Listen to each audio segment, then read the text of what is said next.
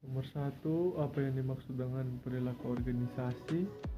Pada dasarnya, perilaku organisasi adalah studi yang mempelajari tentang seseorang atau individu yang bisa bergerak sesuai dengan organisasi tersebut.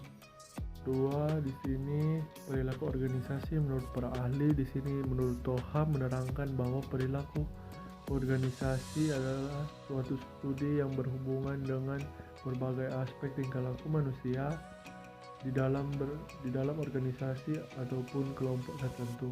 Tiga, yaitu faktor informal yang mempengaruhi keselarasan tujuan. Dalamnya ada faktor internal dan faktor eksternal. Nah, faktor eksternal adalah norma-norma yang tentang perilaku yang diharapkan dalam masyarakat, dan norma-norma tersebut berupa sikap dan etika kerja. Yang pertama yaitu loyalitas pegawai terhadap organisasi, kedua kerajinan, ketiga semangat, dan empat kebanggaan kerja. Nah, yang faktor internalnya ada 6. Yang pertama budaya, yang kedua gaya kepemimpinan, ketiga organisasi informal, keempat persepsi dan komunikasi, kelima hubungan yang umum diterima, dan yang keenam yaitu konflik dan juga keselarasan. Keempat yaitu faktor-faktor yang mempengaruhi keselarasan, yaitu sama seperti tadi ada faktor internal dan faktor eksternal. Faktor eksternal terdiri dari norma-norma, dan juga faktor internal terdiri dari budaya, gaya kepemimpinan, persepsi dan komunikasi, organisasi informal, hubungan yang diutamakan, dan yang terakhir yaitu kerjasama dan konflik.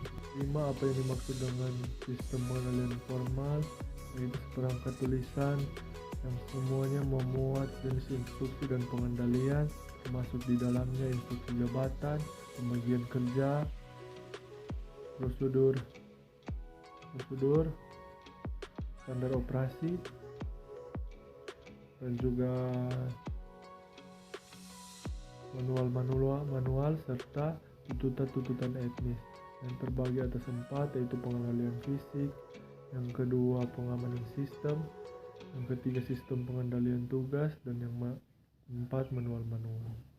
6 adalah pengertian dari sistem informal, sistem pengendalian informal. Nah, sistem pengendalian informal adalah sistem yang tidak langsung, di mana hal ini berarti perusahaan tidak memformalkan pengendalian tersebut dan juga tidak dibuatkan peraturan organisasi secara resmi. Nomor 7 yaitu jelaskan pengertian, fungsi, dan tujuan dari controlling. Nah, controlling adalah proses dalam melaksanakan pekerjaan, pelaksanaan, dan juga perbaikan. Nah, fungsi dari controlling yaitu mengevaluasi keberhasilan dan pencapaian tujuan dan juga target yang sesuai dengan indikator yang ditetapkan. Tujuan dari controlling yaitu menjamin ketetapan dalam pelaksanaan tugas yang sesuai dengan rencana yang telah dibuat, bisa didasarkan atas kebijaksanaan atau dalam perintah.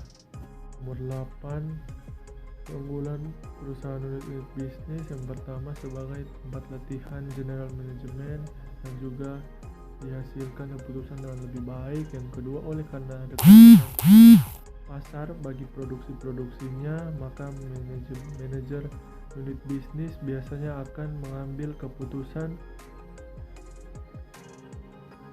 secara masuk akal daripada kantor pusat, dan unit bisnis ini pun mempunyai reaksi terhadap ancaman-ancaman dan peluang baru lebih cepat. Nomor 9 yaitu fungsi-fungsi pengendalian. Yang pertama yaitu merancang dan mengoperasikan sistem pengendalian dan sistem informasi. Yang kedua yaitu menyiapkan pernyataan keuangan dan laporan keuangan kepada para pemegang saham dan juga pihak-pihak eksternal lainnya. Yang ketiga yaitu menyusun dan menganalisis laporan kinerja dan membantu manajer. Yang keempat yaitu melakukan audit internal dan juga pengendalian prosedur akuntansi. Yang kelima yaitu mengembangkan personel dalam organisasi pengendalian